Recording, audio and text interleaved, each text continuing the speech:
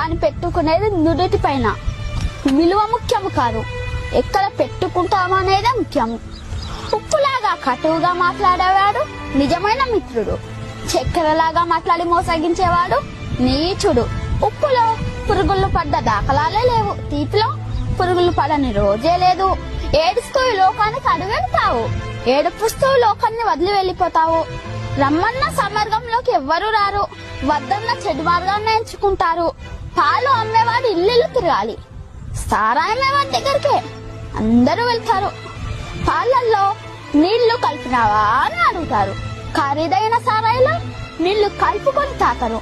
పెళ్లి ఊరేగింపులో బంధుమిత్రుల ముందు వడ్డు వెనకాల, శవయాత్రలో శవము ముందు బంధుమిత్రులు వెనకాల.